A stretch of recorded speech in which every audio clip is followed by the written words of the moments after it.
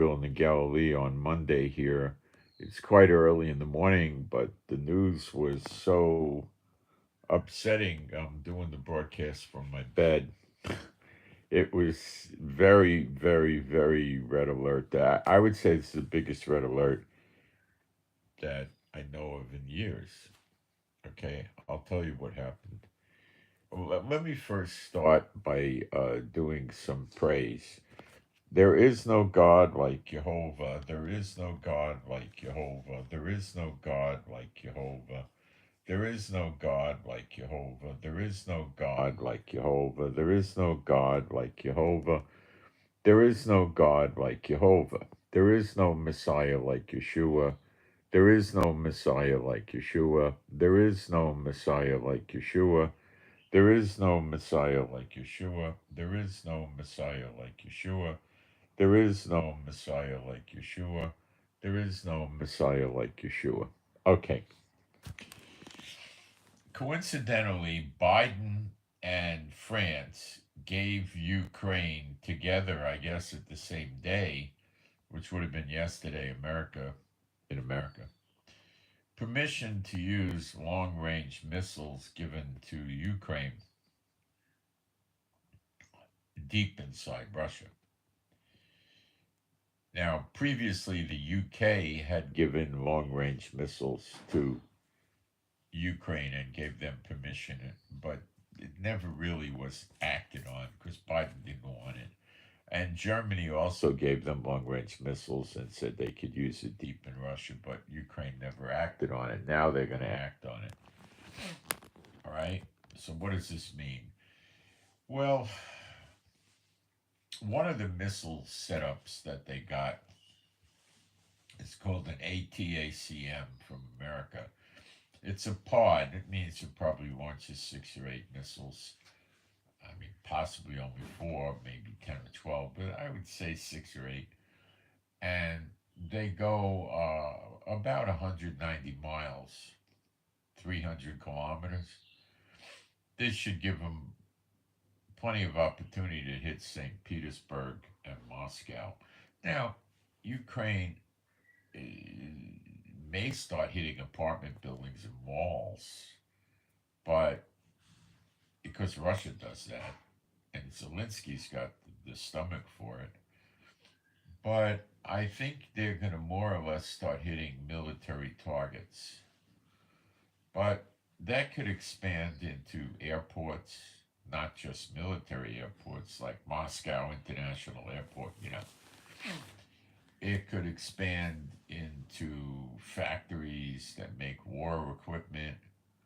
It could expand into the government buildings like the Kremlin in Moscow.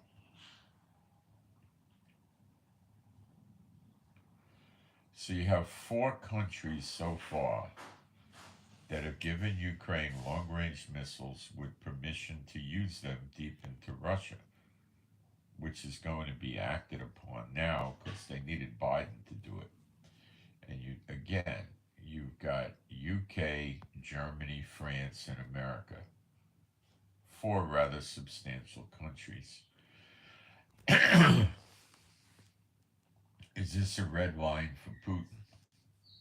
No, it's a quadruple red line. Putin could not survive with this. If Putin doesn't do something about this, he will be overthrown in Russia, in my opinion. He'll have a mysterious heart attack or a stroke or fall off a balcony, or his car will crash into a garbage truck, or, he'll go to the beach and go swimming and he'll sink and not rise. Who knows, but they'll get rid of him. They're not going to let this. They'll have an overthrow of the government. They can't. They can't survive something this significant. They can't. Okay, they got to respond. All right. Now, Putin on many occasions said his first response is going to be to hit the UK. Very recently, there was a warship in the water between France and the UK, a Russian warship, which would have missile capability, I'm sure. So he may start with the UK.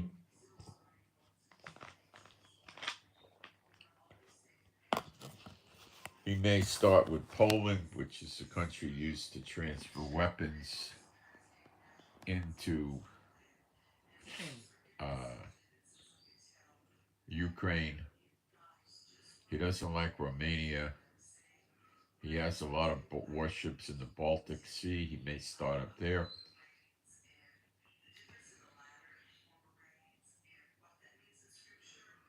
Putin got a problem. Don't kid yourself about this. And Putin has to react. Now, him with all his stupid rhetoric, oh, I'm going to do missiles, and, atomic bombs, nuclear bombs. None of these idiots have nuclear weapons. They just say they do. If they did, could you imagine how many times it would have really used them over the past years? You think these morons running these countries, these Satanists, these lunatics are sane and know what they're doing? You think Satan wouldn't have had them nuke Israel so it glows in the dark? Come on. They don't have it. All right. So, Putin could scream and yell, I'll nuke you, I'll nuke you. Ignore that. But Putin does have submarines located around the United States on the east coast, the west coast, the Gulf of Mexico. And they can launch missiles under the surface of the water, and they're probably pretty good missiles, and they could attack targets in America from a very short distance. So the flight time would not be very much. America enforces 25-mile distance. So let's say Putin went 40 miles and he launched these missiles from the submarine about 40 feet under the surface. So America's not going to really know what's going on for, it might be 30 seconds from the time it breaks the surface of the water. It might be a minute. And I don't know, he could be using very fast missiles. And from the time they pick it up and it hits some cities near the water, near the coastlines, it could be 2 minutes, 3 minutes. And we have that in Israel, but America doesn't have that. America doesn't have bomb shelters. And he could do that to the UK. I don't know about France. Maybe he wants to get France. France are a nincompoop leader. I mean, Macron is got to be as bad as Biden. He could even be worse. It's hard to imagine, but he really could be. But he's as bad as Biden. He's a nincompoop, a complete incompetent buffoon. Uh, so here you got it coming. Now, these are the questions you have to ask yourself. First of all, why is Biden doing this all of a sudden? He waited till after the election to give them the permission. Why? Well, as I've told you, I think there's a plan to make Trump inherit a colossal mess in the United States so he can't overcome what's going on, and they'll hope to get him thrown out of office or something, or, you know, or he's a failure and they could take control of the country again. They don't understand prophecy timelines. So that's one possibility. The second possibility is that Obama, you know how they call him Biden, and Biden may consider that Trump may come after him, after them, blaming them for his 37 criminal cases in New York that he got convicted of, plus a case in Georgia, plus there was another civil case with Stormy Daniels, I think, and plus two federal criminal cases. So Trump's very vindictive, and he may blame the Biden administration and Biden's buddy Obama for this and come after them with a big investigation, like 300 or 400 federal agents investigating it, 20 prosecutors, you know, U.S. attorneys going to work on it, and they may have their goose cooked because if Trump goes after them, he's going to go whole hog on them, you know. So that's a motive. If you think that a world leader of a big country wouldn't destroy their own country to avoid going to jail, you don't understand how wicked and evil they are yet. You have to understand that because they would. They have no respect for life or people. To call them a narcissist is nonsense. They're complete lunatics. Okay? All right.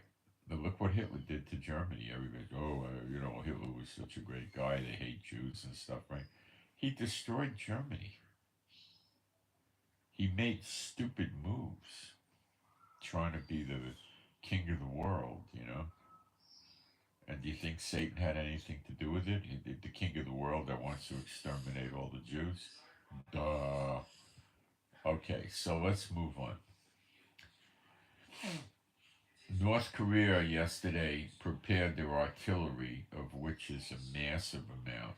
Okay, like you're talking thousands of artillery pieces, I think, pointed at South Korea near the border with South Korea, some of it on the border of South Korea. They readied their artillery to start a war. China, we haven't heard anything about. Now, I'm gonna try to walk you through this. It's not so easy to understand it, but you need to understand it, okay? There's this axis of evil, they call it, although they're all evil. And that's China, North Korea, Iran, and Russia. You could add in Cuba and Venezuela. Russia has warships in Cuba too, by the way, which is not a great thing for America. All right, so um, I'm thinking.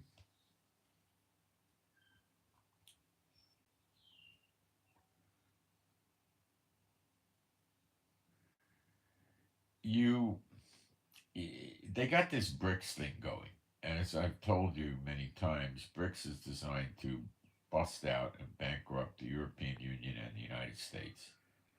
Okay, by having an alternate currency and only trading oil, natural gas, corn, rice, beets, all kinds of stuff in currencies pertaining to the BRICS currency, not in US dollar or euro. That's the big thing. So the demand for the US dollar and the euro diminishes and their currency goes down in value. It could easily drop 50%.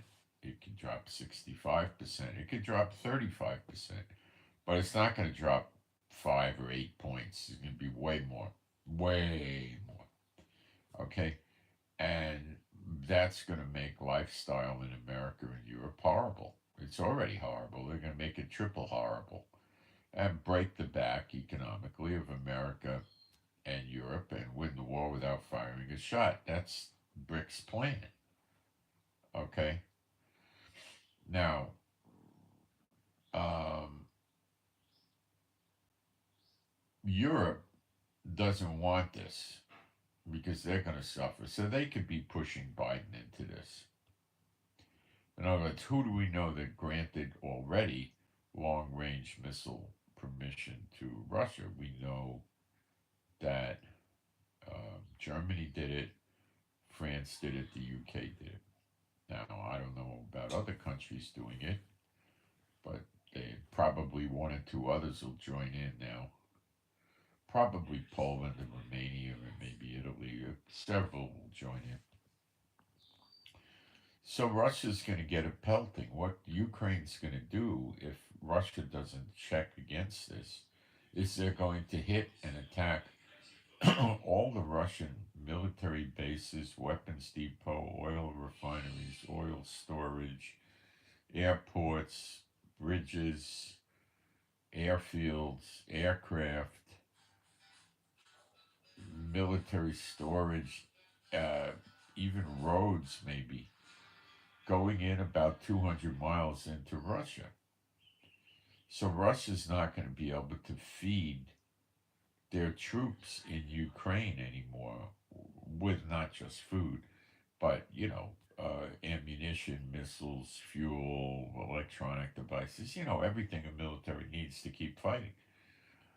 Because the stuff's going to be very far away, and they're going to have to bring it in from a further distance. They're also going to shoot at Russian tanks and armored vehicles.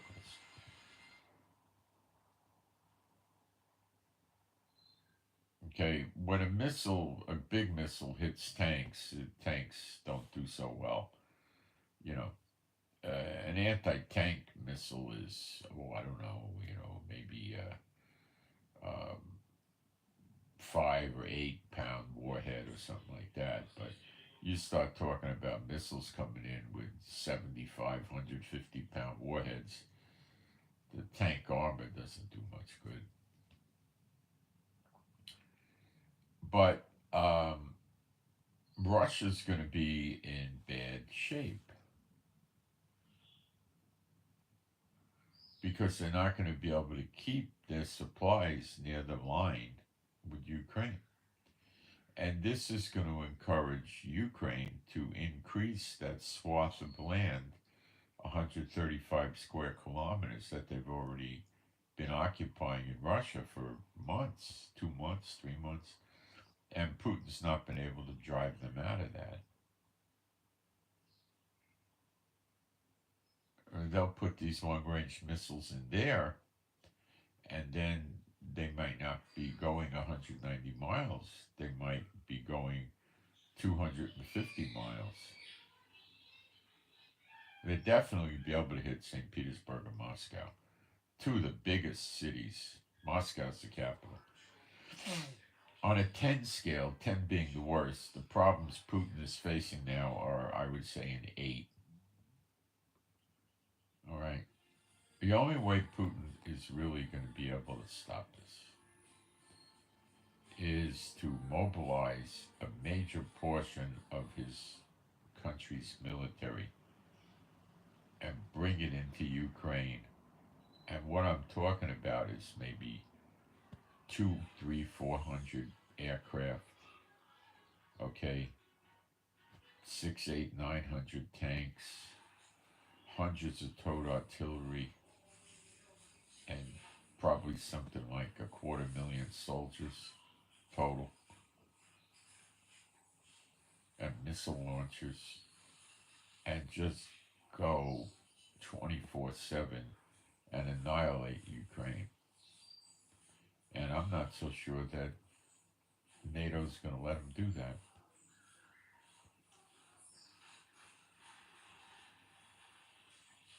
He could try bombing Romania, but that's not going to stop NATO from getting the missiles in. They could fly them in right into Ukraine if they have to. It's a mess for Putin that he really is going to have no way to get out of except fight his way out of it. He could try negotiating with Biden. I worked this out in my head. I don't think it's going to work. Why? First of all, Biden's a lame duck. And does Putin really want to negotiate with a lame duck?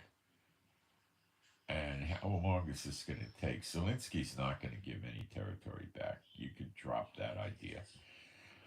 And Putin's not going to say, okay, I'll do a full withdrawal and give Ukraine back and we'll just go home and be friends. Putin can't do that. He loses face. They've lost 6-digit number, over 100,000 Russian soldiers and billions and billions of dollars of equipment. And he just scratches it up to a loss and goes home. But they'll get rid of Putin, and he knows that. And if Putin's removed from office, his enemies, which he has a long list of, believe me, he has a list as long as your leg of enemies, they'll kill him. He won't live long. They hate him. He's broken people, destroyed people. He's vicious. And he ain't gonna let him, expose himself that way. So what comes next?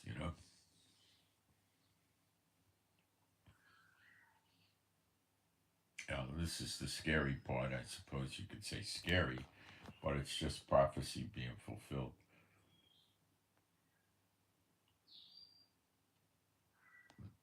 Well, I skipped over something. This is clearing the way for Israel to hit Iran. There's 30,000 Russian soldiers in Iran. I don't know what they're doing. They could be helping Iran with, I don't know what, getting radar, building radar. They might be putting Russian troops there to stop an invasion, thinking nobody's going to want to engage the Russian troops because Putin will get in the war. They could be there to stop certain locations from getting bombed. In other words, Putin uses them as human shields. So Israel will be afraid to bomb him, but Israel won't be afraid to bomb him. Israel will just say, that's on you, Putin, not on us. Go fly a kite. And he might have jets there, and he might put his pilots in the jets to attack Israel, which is not going to be a problem. And I'm now pretty sure Putin's not going to try a move like that, because whatever weapons Ukraine has, if Putin does something against Israel, I could just about promise you Netanyahu would start flying weapons and counter weapons over to Ukraine that would make Zelensky do backflips. Okay, he'd be so happy. And Russia would be crying in his vodka. Putin would cry in his vodka.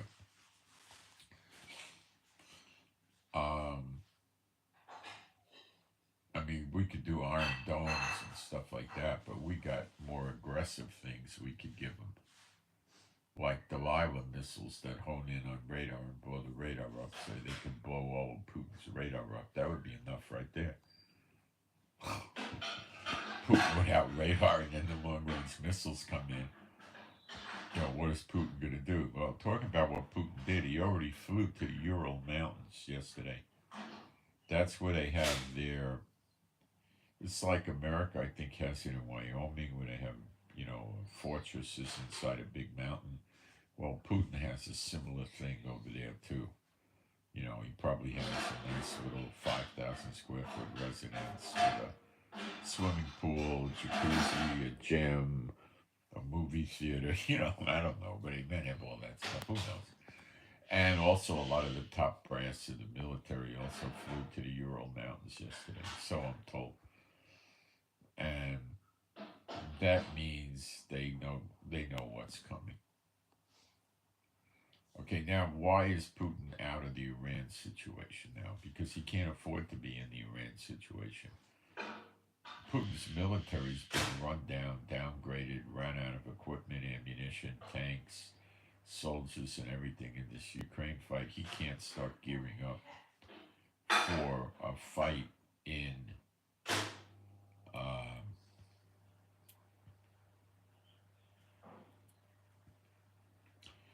the Middle East and handle what's happening now. He can't do it. There is a way he might be able to do it, and I'm going to get to that in a minute, but he's got to worry about Mother Russia, and now the attack is going on Mother Russia, so he has to shut down the long-range missile attacks. They can hit about something like 15% of Russia now. Russia goes really big, so they can't get that far into Russia yet. But what if America and the other allies give them longer range missiles that can go 500 miles? Then what? That'd be the next step. If Putin ignores it, they'll start with the 200-mile or so range missiles, and then they'll upgrade to 500. And then Ukraine and NATO will occupy Russia, and they'll divide Russia up. and split up the natural resources amongst NATO, and that's what their plan is. That's going to, of course, kill BRICS. The big players in BRICS are China and Russia.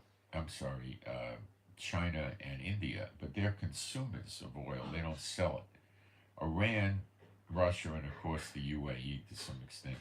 But the UAE can be manageable. They're very friendly with Saudi Arabia, which is manageable. Trump was seen, I think, in Madison Square Garden a day or so ago, sitting next to the Saudi Arabia guy that handles the investment fund for Saudi Arabia, which is close to $1 trillion. Okay, so Trump's already weaseling his way into Saudi Arabia, bringing them back into the fold, and the UAE will follow. So they're not that concerned about destroying the UAE. They're concerned about stopping Iran and Russia, who are trying to knock out the American dollar and the euro, which will cripple America and NATO economically, and then Putin and China could win the war without firing a shot. Okay, I've been telling you this for some time. So this is what they're doing, okay? And it's also got a good cover story in it, and it's going to give Trump a real mess to inherit. So it gets worse. If China and North Korea sit still and let them pick NATO and America pick off Russia and let Israel pick off Iran, China and North Korea know they're next. The only way for them to survive is strength in numbers. They all have to go against America and NATO at the same time, or they're going to lose. Anybody that studies war can tell you that. Iran and Russia by themselves are a joke. NATO and America could clobber Russia, and Israel could wipe Iran off the map. Okay? America doesn't even have to bother with Iran. Okay? And it's those two are gone. Now what does China and North Korea do? Where are they going to get oil? Venezuela, you know how easy that is to shut that down. America just tells Venezuela, you know, you can call it sanctions or whatever you want, but if you try to sell oil to China, we're going to wreck your country. And if he does, they'll wreck his country. That's all. Anything from blowing up his refineries and oil wells to having a revolution. But he doesn't have a chance. Okay? Cuba, they're not worried about Cuba. If Cuba starts pointing missiles at America, they'll worry about Cuba. And that could be handled. I mean, what do they got to do to take Cuba out? Put 1,500 Marines with 20 helicopters and 15 jets overhead and they conquered Cuba in an afternoon? I mean, it's nothing. I mean, they don't have to do much to take out Cuba. They'd probably go in with 25,000 soldiers, 100 jets and warships and everything. But, you know, it would fall in an afternoon. You know, it's nothing. So the only chance of their survival is what you're seeing now. North Korea is gearing up to attack South Korea. And China, we don't know what they're up to, but they might try to lay low and let their puppet state, North Korea, hit South Korea and see if that gets the Americans to cool their jets, which it won't. And then Japan will get into the fight to help South Korea because they don't want North Korea near them. And that will bring China into it, and then they'll attack Taiwan. And then America will be spread quite thin over there. Iran and their allies in the Middle East will try to do something to draw American military into that fight, thus making it easier for Russia to fight NATO and America, which is part of NATO. That is the best, most intelligent plan that they can do. They could do something that's more radical, but in the same venue, in the same genre. And that's start attacking America and the UK. France is a nincompoop country. They might attack them. And they might attack Germany for real, but Putin's got an axe to grind mostly with Germany and the UK and America. And they may start attacking America homeland. And they may tell Iran to take your assets in Iraq and Syria and try to kill every American base in Iraq and Syria. See, they're all going to try to keep the war out of their own country. Okay? China, North Korea is going to attack South Korea and try to keep the fighting in South Korea, like he'll do heavy missile and artillery, probably cover about 40 miles into South Korea in 24 to 48 or 72 hours, and then try to push troops in. So keep the fighting out of his country. And China would attack Taiwan to keep the fighting out of their country, just like Russia attacked Ukraine, you know.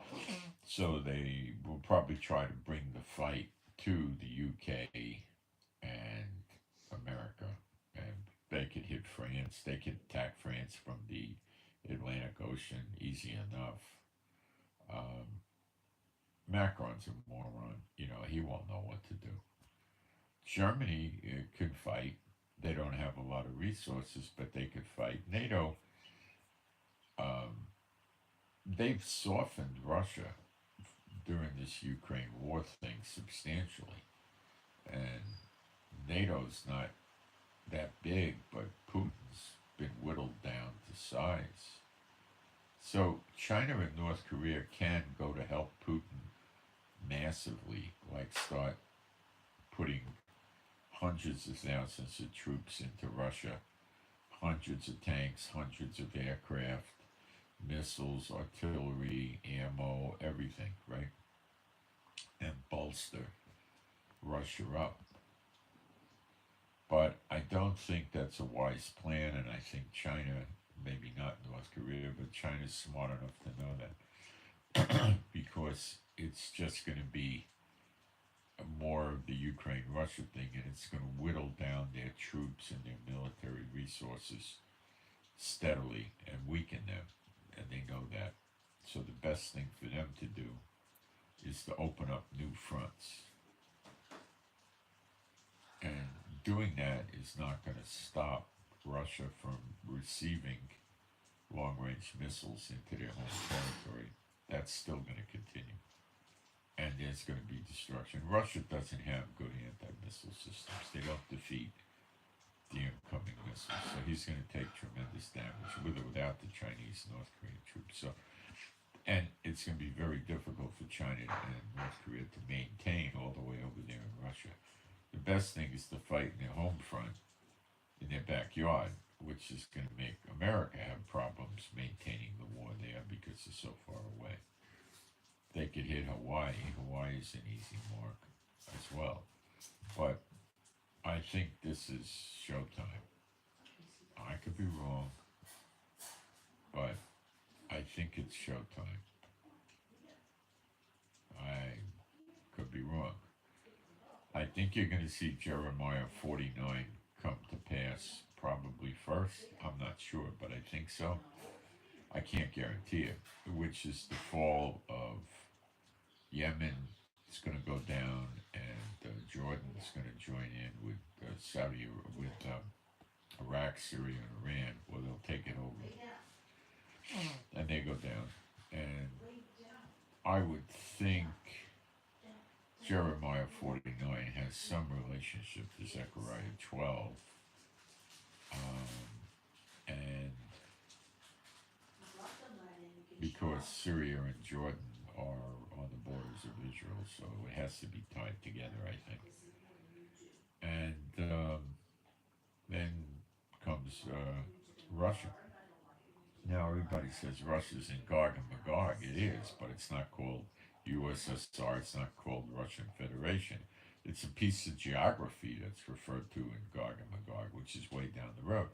So That's just the land. So the land gets resettled and built up, and it's called by another name. Whoopie-doo. How hard is that to believe? Not hard at all.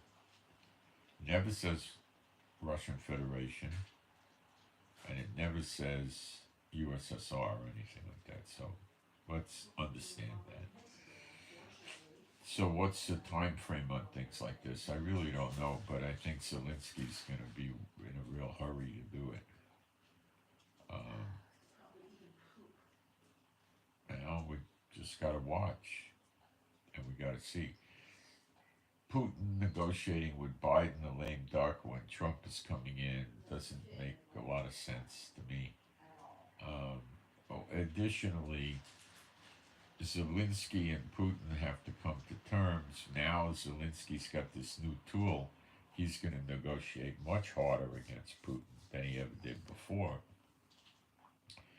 I would say he's going to basically say, get your troops completely out of Ukraine, and we'll pull our soldiers out of the part of Russia we're in, and that's the end of the war. And Putin's not in a position to do that. He won't. It's a complete loss for Putin. He'll be threatened in the home front. Assassination, overthrow. So what else do you have to deal with here? Well,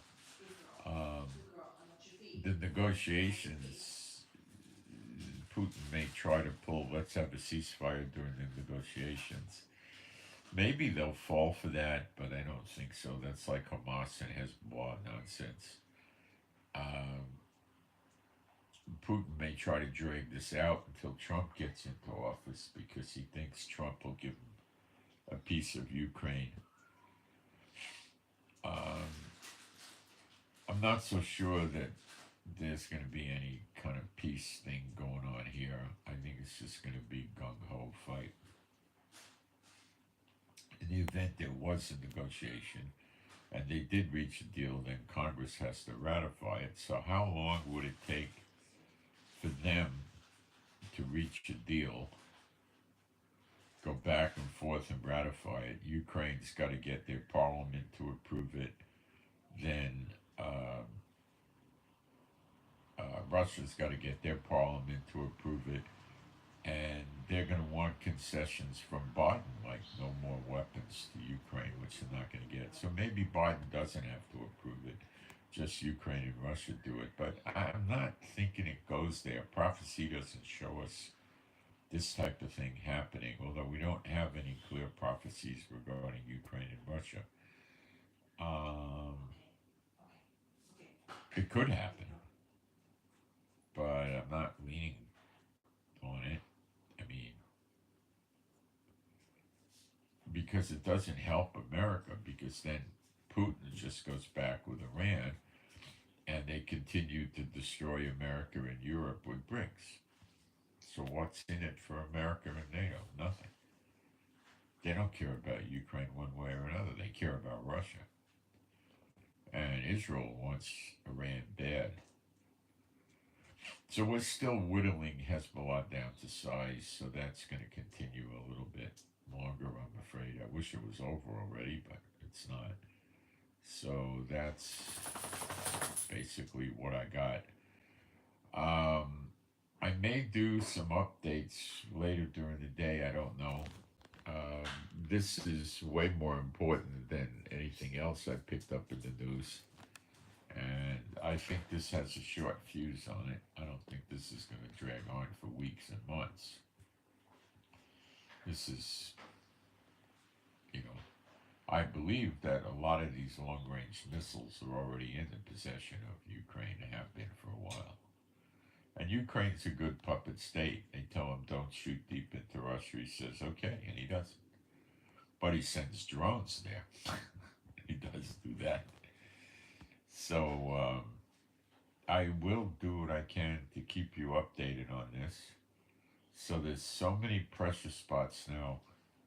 North Korea is looking like they're ready to hit South Korea for real. China, I don't know. They've been ready to hit Taiwan for months and months and months. Japan is definitely going to go to help South Korea and Taiwan. There's a big American base in South Korea. America's got a dozen or 14 or 15 substantial warships over there. No big aircraft carrier, unless they brought one out there recently. I don't know. They're pretty secretive about where their aircraft carriers are. It's not always easy to find out. Uh,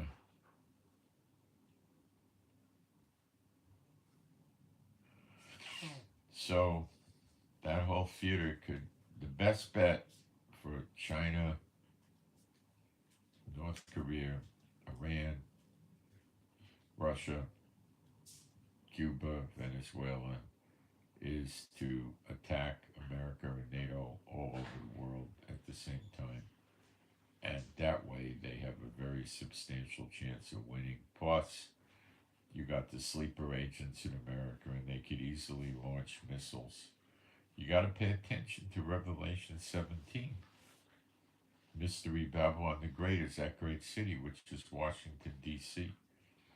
And they very easily could lob a few missiles off of ships or planes into D.C. How many missiles would it take to burn D.C. up? 5, 10? Wouldn't be a lot. Drones, too? Wouldn't take that much. D.C. is not huge. I've walked around it. You know, I mean, it's not that big of a place. It's nothing like the size of New York City. I don't even think it's the size of the Bronx. You know, it's not a big place. So, it wouldn't take a lot. Might take more than 10 missiles. Maybe take 20 or something. I don't know. It depends on the missile, doesn't it? Okay, so I will stay on top of this. And I think this is a fast-moving freight train, and I will keep you updated. You might want to subscribe. And this is my broadcast for this morning, so I'm probably not going to come back on the air unless stuff starts happening, and it could.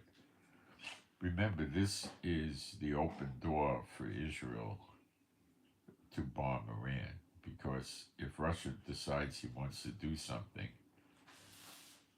then Russia just calls Zelensky up on the phone and says, hey, how do you like 10 Iron Domes and, 25 Delilah anti-radar missiles, and how do you like some good electronic eavesdropping things so you can listen to Putin's soldiers communicate, and then, Netanyahu will start managing Ukraine to blow the socks off of Russia, blow his brains out. If America's giving weapons to Ukraine, then Netanyahu's going to sit there and say, yeah, I can do it too. Hey, Biden, do you care if I give some weapons to Ukraine? Nah, go ahead, it's all right. Go ahead, That's it. So Putin's not in a good position right now. America's in a really lousy position. If China realizes, and they do, they're smart. They're not like Iran and Hezbollah and Yemen. And no. These are smart people. They're going to sit there and look at this, and they're going to realize that if they don't go to war, they're going to get picked off one by one. They're not stupid. And they don't want to find out what Trump's going to do, because it ain't going to be pretty. Trump's position on China is going to be, you're a second-rate country, you kowtow to the United States, or I'm going to bankrupt you into oblivion. Better to fight Biden than Trump. Biden's a blithering idiot. Kamala is another blithering idiot. I mean, if you were China, who would you rather be fighting, Biden or Trump? Okay. So I send my shalom to all those who love Yeshua HaMashiach. Please pray for me and my wife for peace, safety, protection, and joy and healing. Pray for our animals and pets to be healed, especially Chief. Give some prayers to Chief. Pray for them to be happy, healthy, and whole. And I'll keep you guys updated as this goes. I don't know what the time frame on this is, but I don't think it's going to be a long time. Zelensky is not patient. And that's what I got. So I hope you got something out of this, and I'm out.